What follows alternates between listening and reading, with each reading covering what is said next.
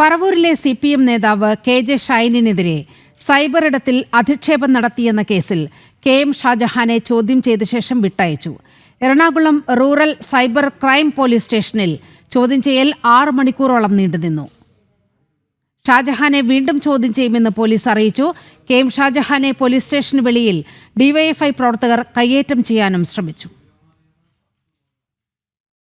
പറവൂരിലെ CPM നേതാവ് KJ ഷൈനെതിരെയുള്ള cyber ആക്രമണത്തിന്റെ പേരിലെടുത്ത കേസിലാണ് KM Shajahan Aluva rural cyber crime police സ്റ്റേഷനിൽ ഹാജരായത്.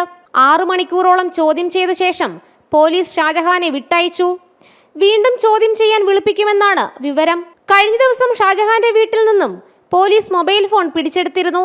പറഞ്ഞിട്ടുള്ളത് റിപ്പീറ്റ് ചെയ്തു. എന്തെങ്കിലും രേഖകൾ വീണ്ടും ചോദിച്ചിട്ടുണ്ടോ? കൂടുതൽ രേഖകൾ ചോദ്യം ചെയ്യാൻ ഹാജരാകാൻ പറഞ്ഞിട്ടുണ്ടോ? വീഡിയോ എഡിറ്റ് ചെയ്ത് സൂക്ഷിച്ച മെമ്മറി കാർഡ് ഷാജഹാൻ പോലീസിന് മുന്നിൽ ഹാജരാക്കി. ഷാജഹാനെ പുറത്തിറക്കിയ വേളയിൽ പോലീസ് സ്റ്റേഷന് മുന്നിൽ DYFI പ്രവർത്തകരുടെ കയ്യേറ്റ ശ്രമം ഉണ്ടായി.